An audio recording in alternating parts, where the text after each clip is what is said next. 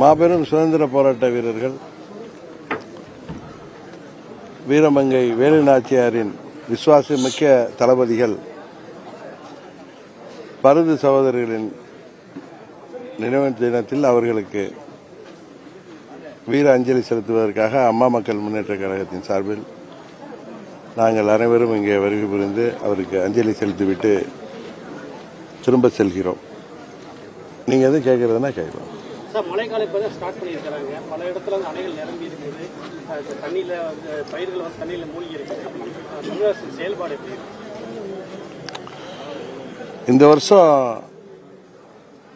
மழைக்காலம் தொடங்கின உடனே நம்ம அக்டோபர் 18க்கு முன்னாடி 16ஆம் தேதியிலேருந்து பருவமழை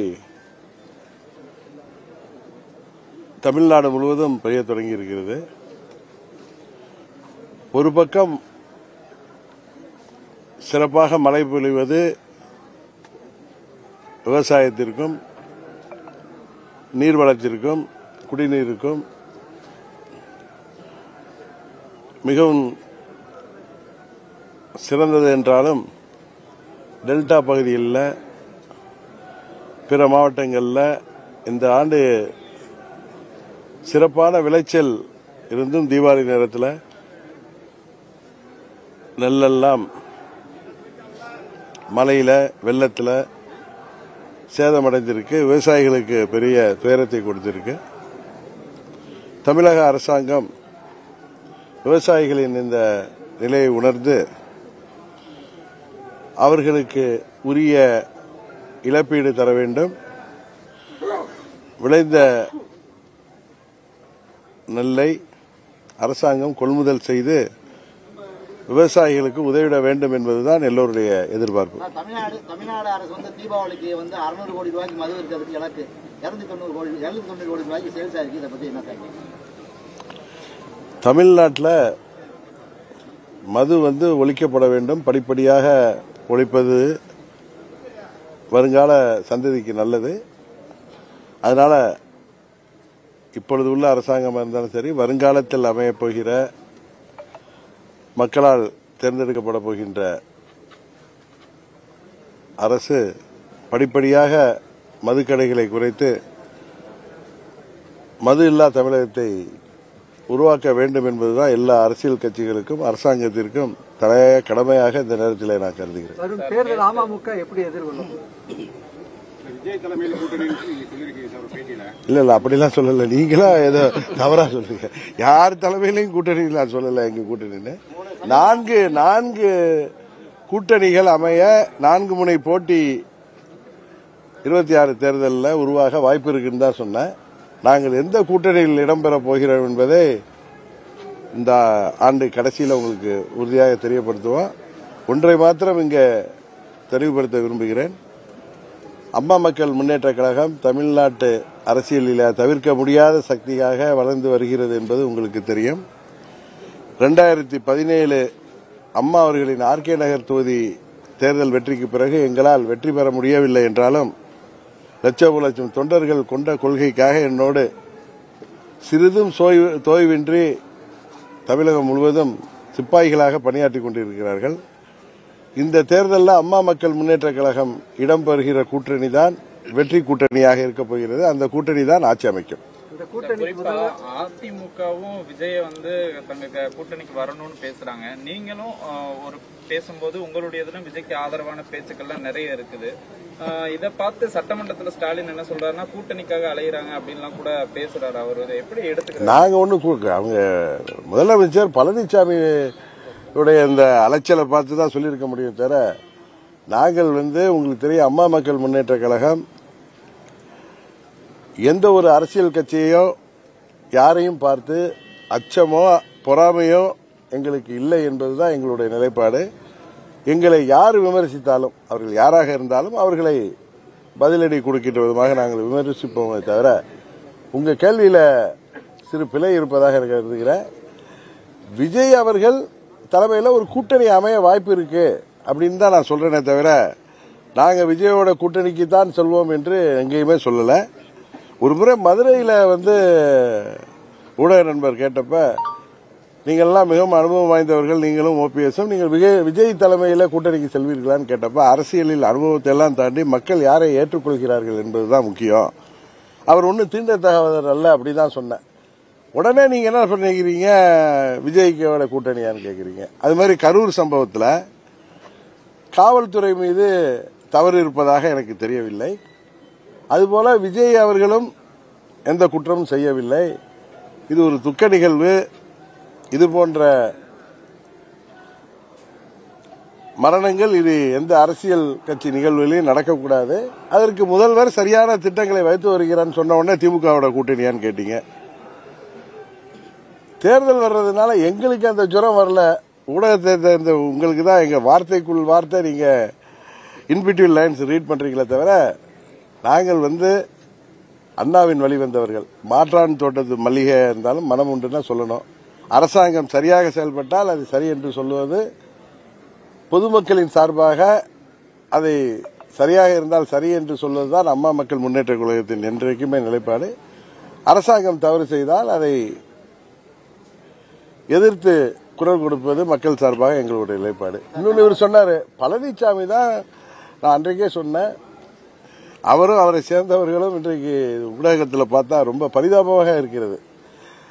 புரட்சித் தலைவர் கண்ட அந்த இயக்கம், அம்மா அவர்கள் 30 ஆண்டுகள் கட்டி காத்த இயக்கம் இன்றைக்கு அண்ணா திமுகவே இல்லைங்கிற நிலைமைக்கு, அது எடப்பாடி திமுகவாக உருப்பெற்ற பிறகு அவர்களால் மீண்டும் ஆட்சிக்கு வர முடியாது என்பதை தெரிந்து பழனிசாமி ஒவ்வொரு இடங்களிலும் அதோ பிள்ளையார் சொல்லி போட்டுட்டாங்க அப்படின்னு அவர் ரொம்ப புலகாங்கிதமிருந்து கத்துவதை பார்த்தாலும், அவரை சேர்ந்த சிலர்கள் விஜய்க்கு பவன் கல்யாணையும் அவர் யாரு அவருடைய சிரஞ்சீவி எல்லாம் கோடிட்டு இது கூட வாங்க வாங்கன்னு கூப்பிடுறது, உண்மையாகவே தமிழ்நாட்டு மக்கள் அதை பார்த்து நகைக்கிறார்கள்.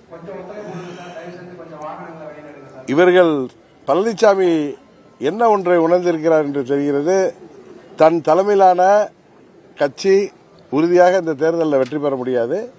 அதனால் விஜய் தலைமையை ஏற்று அவரிடம் கூட்டணி செல்வதற்கான ஒரு அழைப்பாகத்தான் விஜய் எங்களை ஏற்றுக்கொள்ள வேண்டும் என்று அவர் சொல்வதாகத்தான் அதை எல்லோருமே பேசிக் கொள்கிறார்கள். 4 கட்சிகளும் 4 திசையில இருக்கு சார். நீங்க ஜனவரியில கூட்டணி இறுதி செய்வோம், அந்த பலமான கூட்டணியா இருக்குன்னு சொல்றீங்க. எந்த நம்பிக்கையின் அடிப்படையில் சார்? இல்ல நம்பிக்கைங்கிறது, நீங்க தேர்தல் அரசியல் தெரிந்தவர்கள் இதை புரிந்து கொள்வார்கள். டிசம்பர் ஜனவரியில உறுதியாக கூட்டணிகள் எல்லாம் உறுதிப்படும். உங்களுக்கு சூசகமா ஒன்னு சொல்றேன், அம்மா மக்கள் முன்னேற்ற கழகம் இடம்பெறுகிற கூட்டணி தான் வெற்றி கூட்டணியாக இருக்கும். ஏனென்றால் அம்மா மக்கள் முன்னேற்ற கழகம் தமிழ்நாட்டில் இன்னைக்கு தவிர்க்க முடியாத சக்தியாக வளர்ந்து வருகிறது. இதை எல்லோருக்கும் தெரியும், உங்களுக்கும் தெரியும். அதனால நாங்கள் எந்த கூட்டணியில் இடம்பெறுகிறோமோ, இது ஏதோ ஒரு அதீத நம்பிக்கையில் சொல்லல, யதார்த்தத்தை சொல்றேன்.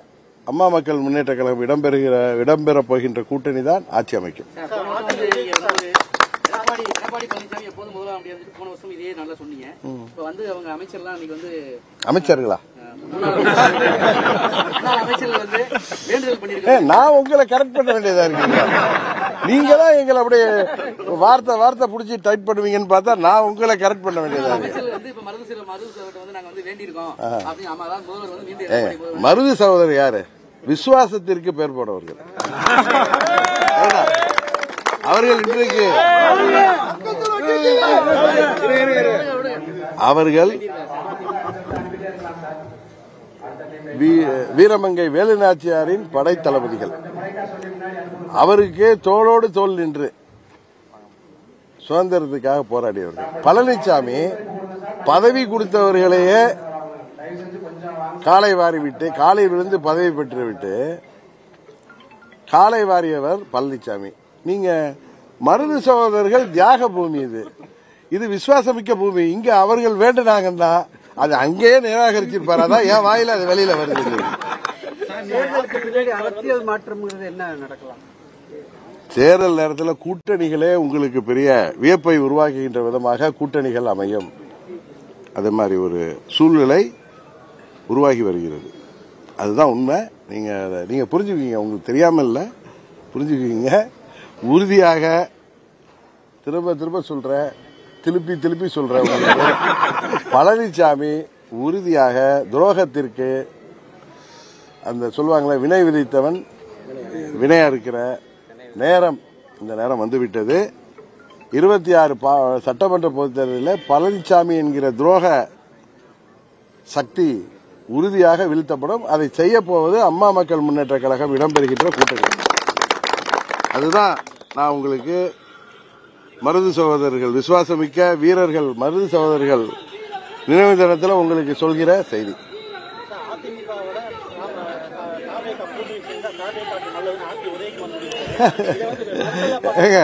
அவங்க எவ்வளவு பயத்தில் இருக்காரு தம்பி உதயகுமார்.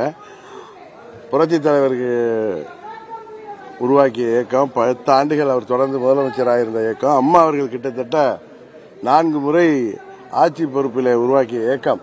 இவர்களும் அந்த அம்மா கொண்டு வந்த ஆட்சியை 4 வருடம் ஆட்சி பொறுப்பில் இருந்து விட்டு மக்கள் வரிப்பணத்தை சுவைத்தவர்கள் அவங்க. அதனால அந்த சுவை கண்ட பூனைகள் ஏதாவது பண்ணி ஆட்சிக்கு வரும்னு அவர்கள் ஏதோ மாதிரி செய்யறாங்க. அதெல்லாம் தெரியுது. ஏன்னா அந்த தொண்டர்கள்லாம் சோர்ந்து போயிட்டாங்க. நிர்வாகிகள்லாம் முன்ன அப்படிதான் சொல்லியிருந்தாரு, எங்களோட பிரம்மாண்ட கட்சி கூட்டணிக்கு வரப்போகுதுன்னு. அதுக்கு விஜய் மதுரை மாநாட்டில் அருமையான பதிலை சொல்லியிருந்தார். திரும்பவும் விஜய் அவர்கள் இவர்கள் அழைப்புக்கெல்லாம் உறுதியாக பதில் சொன்னார். ஒன்னு கேட்கிறேன், விஜய் ரஜினிகாந்த் மாதிரி ஒரு உச்சபட்ச நடிகர், உச்சபட்ச நடிகராக இருக்கின்ற பொழுதே அவரது வருமானத்தை எல்லாம் விட்டுவிட்டு தமிழ்நாட்டு மக்களுக்காக மாற்றத்தை கொடுப்பேன் என்று அவர் ஒரு கட்சியை ஆரம்பிச்சு என் தலைமையில தான் கூட்டணி வரும்னு அவர் விக்கிரவாண்டிலையும் சொல்லியிருக்காரு, மதுரையிலையும் சொன்னார். இதை நான் சொன்ன உடனே விஜயோட போறீங்களாங்க? அவர் சொன்னதை நான் உங்களுக்கு புரிய வைக்கிறேன், தெரியப்படுத்துறேன். உங்களுக்கு அந்த சில பேர் கூவி கூவி விஜய் அழைக்கிறாங்களே அவர்களுக்கு. அவரு ஒரு உச்சபட்ச நடிகர், அவ்வளவு வருமானத்தையும் புகழையெல்லாம் விட்டுவிட்டு இந்த கல்லாப்பட்டி பழனிசாமியை முதலமைச்சர் ஆக்குவதற்கு அவரை தோல்ல தூக்கிட்டு அலைய போறாரா? இது ஒரு சிறு குழந்தைய கேட்டா கூட சரி சொல்லும்.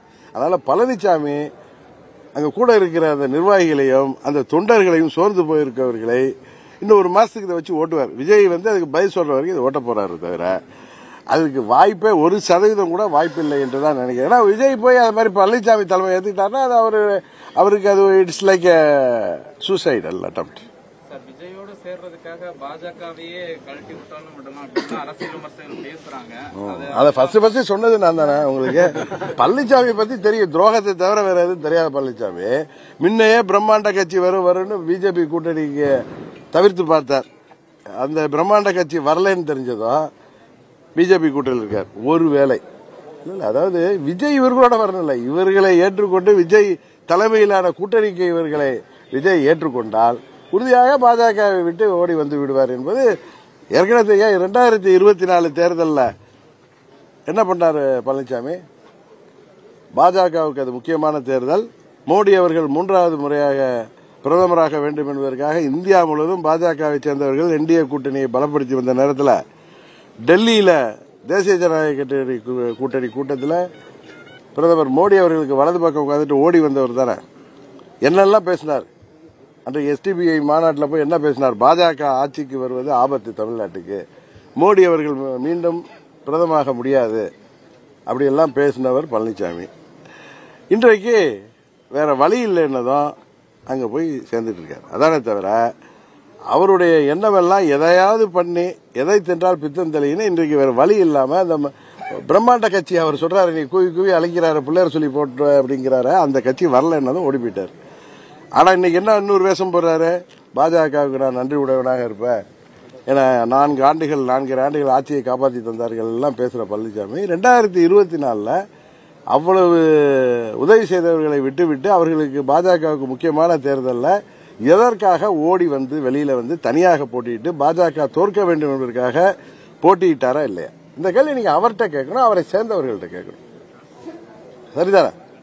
சில பேர் சொல்லுவாங்க தினகரன் ஒன்னும் என்னமோ சொல்றாங்களா, வேணாம் என்னமோ சொன்னாங்க சில பேர் இந்த கேசட் விடுவாங்களே வீரப்பன் மாதிரி. அவங்களுக்கு சொல்லிக்கொள்ள விரும்புகிற, போன முறை உங்களை நீங்க எவ்வளவு ஆட்சி அதிகாரம், கூட்டணி பலம், பணபலம், பல ஆயிரம் கோடி செலவு செய்து உங்களால் ஆட்சிக்கு வர முடியவில்லை. இந்த முறை உறுதியாக பழனிசாமி கம்பெனி இடிஎம்கே வீழ்த்தப்படுவது உறுதி. அது வீரம் விளைந்த, விசுவாசத்திற்கு பேர் போன மருதுபாண்டியர் நினைவு நாளில் அவர் நினைவு இடத்திலிருந்து நான் சொல்றேன், இது நடக்குமா இல்லையாங்கிறத நீங்க பாருங்க. ஓகே, பாய்.